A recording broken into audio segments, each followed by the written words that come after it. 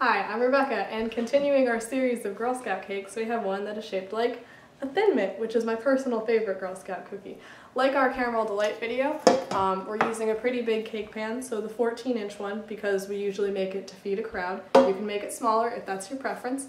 And we're also going to start with the cake on a cake board, which is just a piece of cardboard. You can buy it at a craft store or any kind of store where you would buy Wilton baking supplies, or you can cut a circle out of a piece of cardboard and cover it with aluminum foil, and it's exactly the same.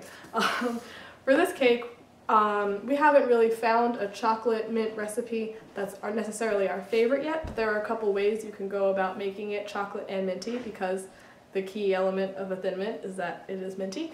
So what we do is we take a chocolate cake recipe and we put little chopped up Andes Mints candies in it. You could, if you have a chocolate brownie recipe or a chocolate mint cake that you like a lot, you can just use that and it'll be fine.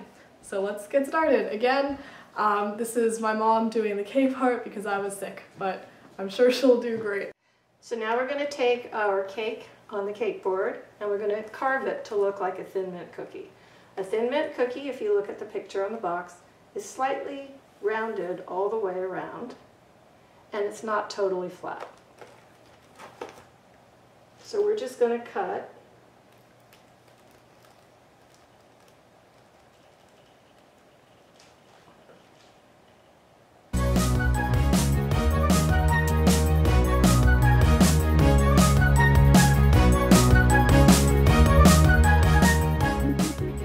to round everything so it looks more like the cookie does, because the cookie doesn't have the sharp edges.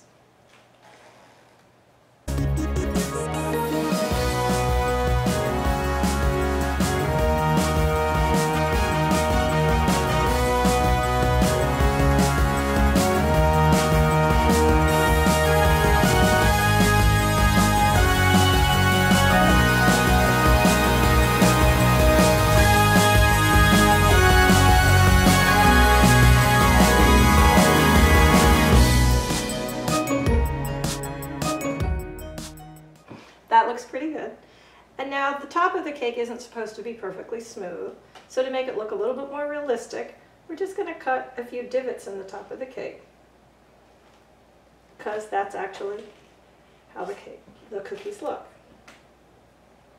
Now in this one, you do want your cake to be pretty smooth on top in general, because the frosting that we're using is a warm frosting that we're just going to pour over the top of the cake.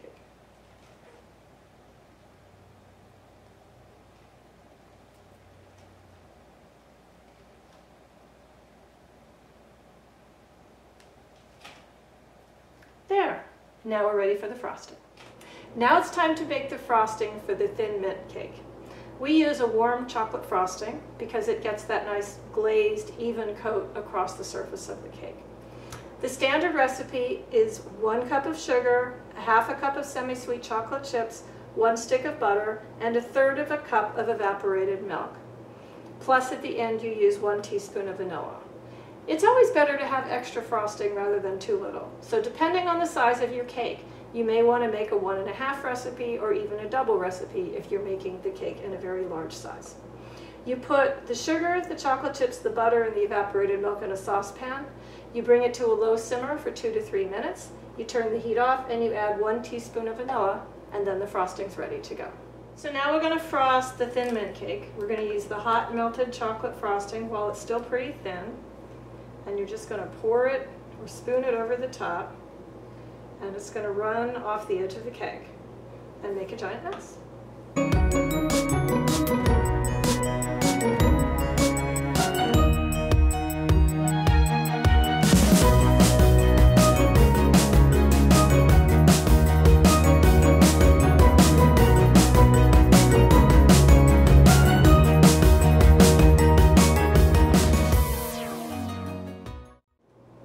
And it's a good idea to go over the edges with the knife, but just the edges, to make sure that all the raw cake is covered. So all that extra chocolate frosting that dripped off is what you use for that.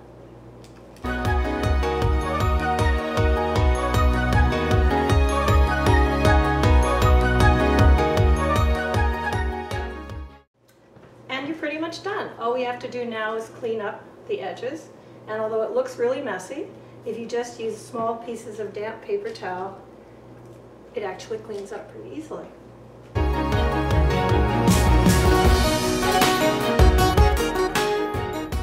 And there we go.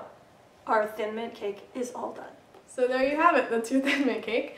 If you like this video, be sure to check out our Caramel Delight video. Thanks for watching.